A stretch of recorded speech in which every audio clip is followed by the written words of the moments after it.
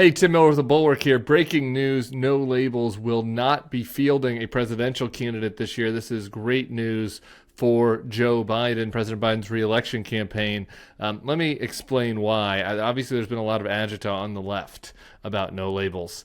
And I think that, right, for some in the middle, this is a little bit confusing. Like, why would it have been a bad thing necessarily for, say, a former Republican like Chris Christie or Nikki Haley to have run on a third-party ticket? Like, maybe that would have taken some from Trump. Maybe that would have given people an off-ramp, a good third option.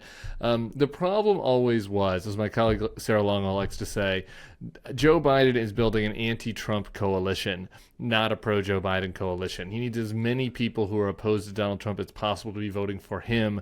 Anybody that is opposed to Donald Trump that is voting for a third party or writing in is harming the Joe Biden coalition. It's harming his potential to reach the maximum number of voters he might get.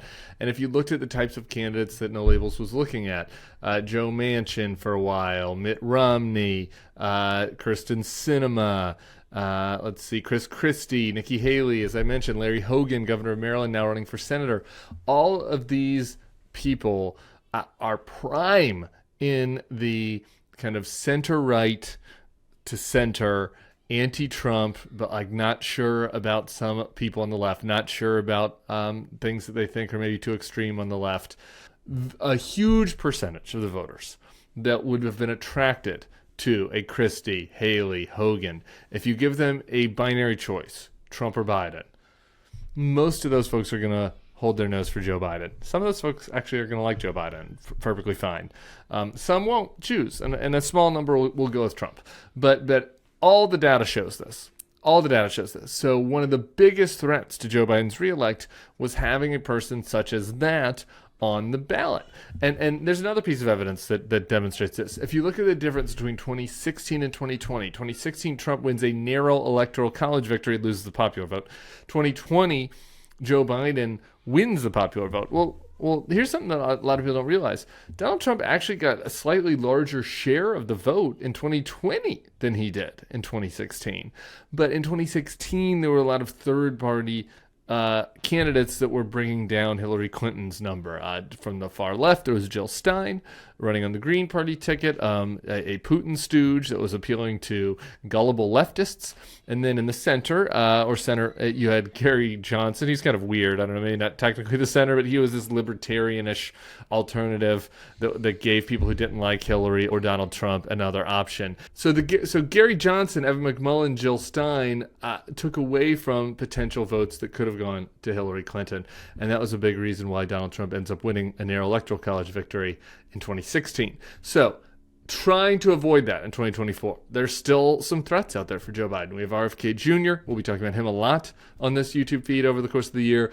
And then you have maybe Jill Stein again, maybe Cornel West on these far left tickets. So it's one hurdle avoided. One hurdle jumped over, actually, for the Biden campaign, for those of us who are opposed to Donald Trump. No Labels, the official statement from their head, Nancy Jacobson, said No Labels is ending our effort to put forth a unity ticket in the 2024 presidential election. So she is definitive about it. And I want to say one more thing about No Labels. We've had a lot of there's been a lot of criticism of them, I think for good reason, around the Bulwark. I think there was a lot of naivete from No Labels about what the effect of fielding a candidate would have meant.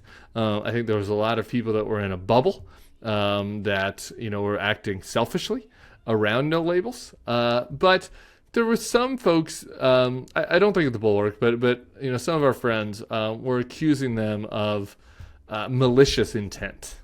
And saying that this was this pro-Trump fifth column that was trying to help Trump, and I've felt from the start that was not the case, and that the late Joe Lieberman, who is on their board and was a key member of No Labels, was sincere when he said that they were not going to help Trump.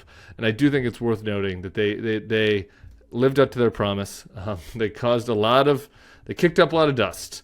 And they caused a lot of fretting, and there were some actions, including some of their attacks on my colleague Jonathan Last throughout the process that were pretty gross and inappropriate.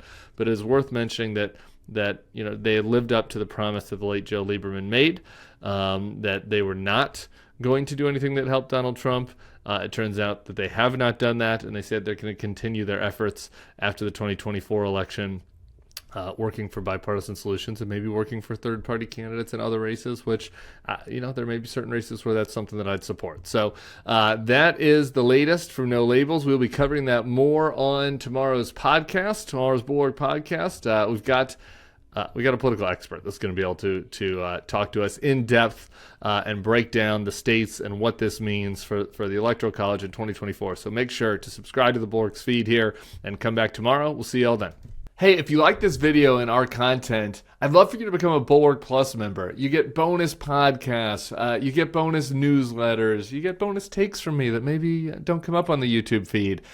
You can try it out for free at thebulwark.com/free trial. The link is below in the description. We'd love to have you as a member of our community. We have great commenters and great opportunities for people who want to protect democracy.